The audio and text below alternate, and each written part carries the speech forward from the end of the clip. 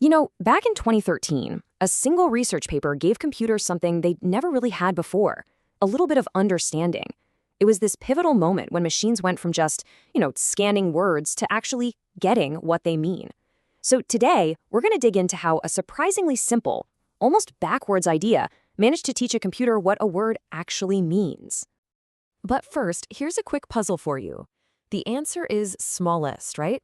For us, that's a piece of cake. We just see the pattern, the relationship, and we don't even have to think about it. But for years, that kind of simple analogy was a complete black box for a computer, until the breakthrough we're talking about today. And to really get how they did it, we first have to understand the problem they were up against. So, how in the world do you start to teach a machine what a word means?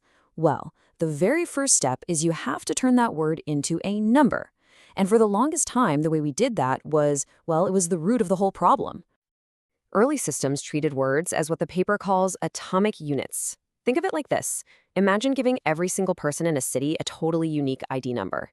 They're all different people, sure, but that number tells you absolutely nothing about who their friends are, who their family is, nothing. The word king might be ID 5321 and queen is 8944. To the computer, there was zero connection. They were just different numbers. And this is where everything changed. We moved from these random ID numbers to representing each word as a long list of numbers, what's called a vector. The best way to think about this is like a set of coordinates, placing each and every word at a specific point in this huge, multidimensional space. All of a sudden, words weren't these isolated islands anymore. They had a location, and that location was defined by how close or far it was to every other word. So that leads to this huge, ambitious idea. If every single word has its own coordinates, could you actually create a giant map where words that mean similar things are all clustered together? A map of meaning itself? The authors of this paper, a team over at Google, they set this incredibly audacious goal. They wanted to learn these coordinates, these word vectors, not from some small textbook, but from massive data sets with billions of words. We're talking about huge chunks of the internet. They literally wanted to create the most detailed map of human language ever made. And as they started building this map, they discovered something incredible. The relationships weren't just simple stuff like dog being close to puppy. They found that, and this is a quote from the paper, the similarity of word representations goes beyond simple syntactic regularities. In other words, the connections they were finding were way deeper, more structured, and captured these really complex ideas. Okay, but there was a huge problem. The basic idea of word vectors wasn't totally brand new, but the methods people were using to create them were just painfully slow and inefficient. It made the goal of training on billions of words seem like a total pipe dream. See, the standard models back then were these really powerful but also really heavy neural networks. The main thing slowing them down was a part of the network called the nonlinear hidden layer. You don't really need to know the technical details. Just know that it was a computational monster. It was powerful, but oh my, was it slow. To put that into perspective, the paper mentions that training just one of these older models could take about 8 weeks on a single computer. At that rate, trying to map the entire internet it was never going to happen. Impossible. And this is where the genius of this paper really shines. They introduced 2 brand new models that were brilliantly simple and incredibly efficient, designed for one reason, to just smash through that speed barrier. The 2 models were called SIBO and Skipgram. SIBO, which stands for Continuous Bag of Words, is basically like a fill-in-the-blank game. You give it a sentence with a word missing, and its whole job is to guess that missing word. And then Skipgram does the exact opposite. You give it one word, and it tries to guess all the words that are most likely to show up next to it. That's it. Super simple tasks. And the real genius here, the key innovation, was in what they took out. They completely ripped out that super expensive hidden layer that was slowing everything down. Now, this is the crucial part. By making the model's architecture dumber in a way, they allowed it to become massively smarter in another, because now it could chew through just orders of magnitude more data way, way faster. So what happened?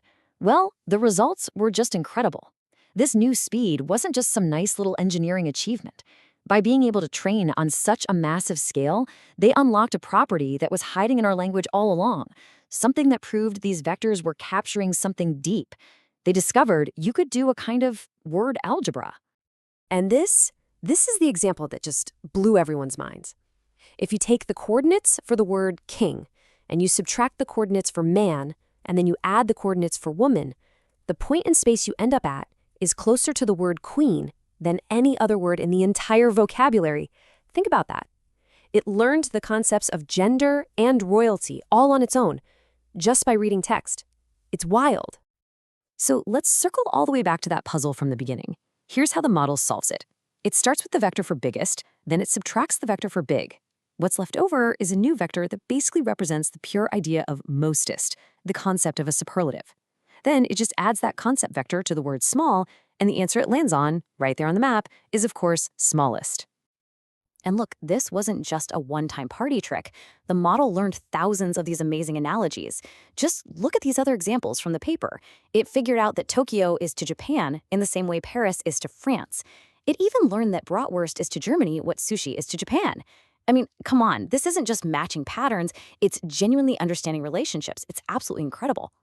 So why do we care so much about this one paper from all the way back in 2013?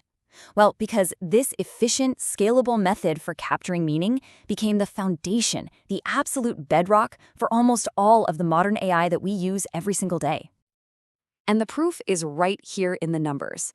This chart shows how accurate different models were on those analogy tasks we've been talking about. The older, heavier models, they were struggling, hovering around 9 to 23% accuracy.